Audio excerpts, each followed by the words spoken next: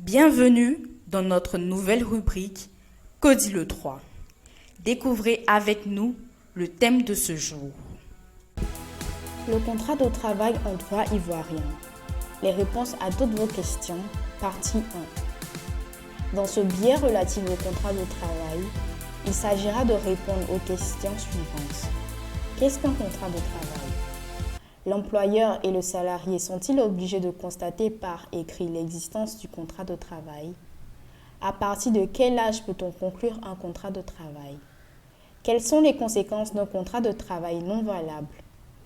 Qu'est-ce que la période d'essai ? Quelle doit être la durée de la période d'essai ? Quelles sont les garanties du salarié en période d'essai ? Un salarié peut-il cumuler plusieurs emplois ? Qu'est-ce qu'un contrat de travail ? Le contrat de travail est un accord de volonté par lequel une personne physique s'engage à mettre son activité professionnelle sous la direction et l'autorité d'une autre personne physique ou morale, moyennant une rémunération. Le contrat de travail renferme les 3 éléments caractéristiques suivants. La prestation de travail, la rémunération, appelée souvent le salaire, la subordination juridique du travailleur à l'employeur. Dès lors que ces 3 éléments sont relevés dans une opération contractuelle, l'on est en présence d'un contrat de travail sans qu'il soit besoin de rechercher si cette opération contractuelle a fait l'objet d'un document écrit. Par conséquent, on peut être lié à une autre personne par un contrat de travail, même si on ne reçoit pas une lettre d'engagement ou un document quelconque constatant ce contrat. Par ailleurs, le contrat de travail ne se conclut pas uniquement dans une entreprise agricole, industrielle ou commerciale. Par exemple, le fait d'engager un domestique pour s'occuper des travaux ménagers suffit à naître un contrat de travail. L'employeur et le salarié sont-ils obligés de constater par écrit l'existence du contrat de travail ? L'écrit n'est pas, en principe, obligatoire pour constater l'existence d'un contrat de travail. Celui-ci peut exister à partir d'un simple engagement verbal. Mais ce principe connaît des atténuations. En pratique, l'écrit est important car il constitue un moyen de preuve sûr en cas de litige entre les parties. Il permet de connaître les conditions et le contenu de leur engagement. Aussi, il est conseillé de faire constater l'existence d'un contrat de travail par écrit. Cependant, il existe des cas où la loi exige que le contrat soit passé par écrit. Les contrats à durée déterminée, sauf celui des journaliers. Les contrats nécessitant l'installation des travailleurs hors de leur résidence habituelle. Les contrats des travailleurs non ivoiriens. L'engagement à l'essai ou le renouvellement de cet engagement à l'essai. Le contrat d'apprentissage. À partir de quel âge peut-on conclure un contrat de travail ? Celui qui conclut un contrat de travail doit avoir la capacité juridique de le faire. Cette capacité de contracter est reconnue de plein droit aux majeurs. Elle ne l'est pas pour les mineurs. Est-ce à dire que ces derniers ne peuvent en aucun cas conclure un contrat de travail ? La réponse à cette question doit être nuancée suivant l'âge. Si le mineur a moins de 16 ans, le contrat de travail sera conclu uniquement par son représentant légal. Mais celui-ci ne peut agir de la sorte que si le mineur a entre 14 et 16 ans. En effet, le Code du travail interdit d'employer, même comme apprentis, les enfants de moins de 14 ans, sauf dérogation édictée par voie réglementaire. Si le mineur a 16 ans, il peut conclure un contrat de travail avec l'assistance de son représentant légal, son père par exemple. Si le mineur a 18 ans, il peut conclure seul son contrat de travail. Quelles sont les conséquences d'un contrat de travail non valable ? Le contrat de travail non valable, à cause d'un vice de fond ou d'un vice de forme, est considéré comme nul par les tribunaux. Mais la nullité ne jouera que pour l'avenir. Il est, en effet, difficile de considérer que le contrat de travail n'a jamais existé, alors que le travailleur a tout de même exécuté un travail. Voilà pourquoi on admet généralement, malgré la nullité du contrat de travail, que l'employeur ne peut pas prétexter de la nullité pour écarter ses obligations en matière d'horaire, d'hygiène et de sécurité. L'employeur doit payer au salarié le salaire convenu ainsi que les diverses indemnités auxquelles il a droit. Il ne peut pas non plus demander la restitution des salaires déjà versés. La nullité du contrat de travail ne prive pas le salarié de ses droits aux prestations familiales et aux prestations d'accident du travail. Qu'est-ce que la période d'essai? Il est fréquent que l'engagement de salarié soit précédé d'une période de mise à l'essai. Cette période d'essai, appelée aussi engagement à l'essai, va permettre à l'employeur de juger les aptitudes et la personnalité du travailleur et à ce dernier d'apprécier les conditions de travail dans l'entreprise.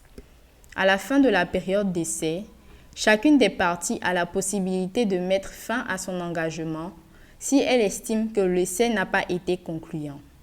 Malgré son utilité, la période d'essai n'est pas obligatoire. Si l'employeur et le salarié conviennent de procéder à un essai, ils doivent matérialiser leur intention par écrit. La période d'essai peut résulter d'un document écrit séparé du contrat de travail définitif. Mais généralement, elle est prévue par une clause de ce contrat. Il ne faut pas confondre la période d'essai avec l'essai technique, qui est un test, une sorte d'examen que fait subir l'employeur au candidat à l'emploi pour juger son niveau. Si le candidat à l'emploi réussit ce test, rien n'empêche l'employeur de lui imposer une période d'essai. Quelle doit être la durée de la période d'essai?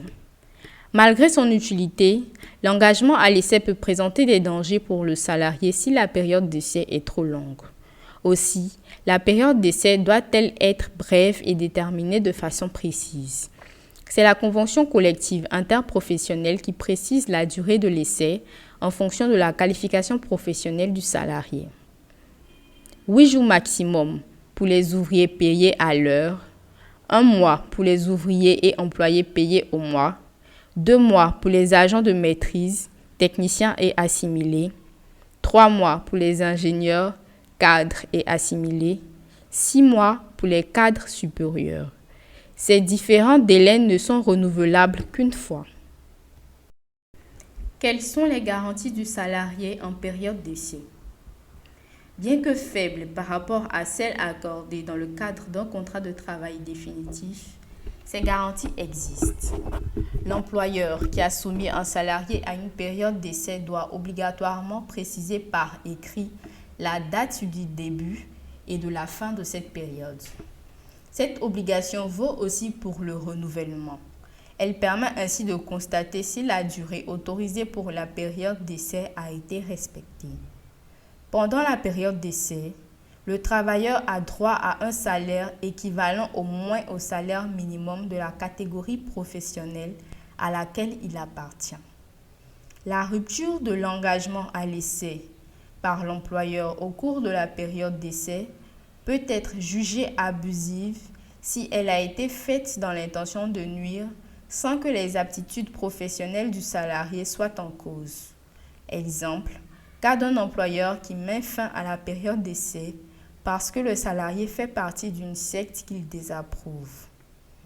À ces garanties communes à tous les engagements à essai s'ajoutent certaines solutions particulières. Par exemple, le renouvellement d'une période d'essai égale ou inférieure à 2 ans doit être notifié au salarié avant la fin de cette période. Si l'employeur ne respecte pas les délais de notification ou s'il ne notifie pas du tout le renouvellement, il devra verser une indemnité compensatrice si le travailleur refuse le renouvellement. Par ailleurs, la rupture d'un engagement à l'essai renouvelé pour une période supérieure à 1 mois ou la rupture d'un engagement à l'essai nécessitant le déplacement du travail leur ouvre le droit à une indemnité pour ce dernier. Un salarié peut-il cumuler plusieurs emplois? Le cumul d'emplois n'est pas interdit dans son principe, puisque le Code du travail permet au salarié d'exercer en dehors de son temps de travail une autre activité professionnelle. Mais le cumul lui sera interdit si cette autre activité professionnelle vient à concurrencer l'entreprise dans laquelle le salarié travaille ou nuit à la bonne exécution des services convenus avec l'employeur de cette entreprise. Ainsi bien que la loi ne le dise pas expressément, il semble normal que l'employeur se prévale de l'obligation d'une bonne exécution du travail par le salarié pour interdire d'autres activités aux salariés travaillant déjà 40 heures par semaine dans son entreprise. Par ailleurs, le salarié peut lui-même, en accord avec son employeur, s'interdire le cumul d'emplois. Les observations qui précèdent ne valent que pour le cumul d'emplois dans le secteur privé. En revanche, le cumul d'un emploi dans le secteur privé avec un emploi dans le secteur public est formellement interdit par la fonction publique. Les fonctionnaires et agents de l'État ne peuvent pas être des salariés du secteur privé. De même, un salarié ne peut prétendre garder sa qualité de salarié tout en acceptant d'être fonctionnaire.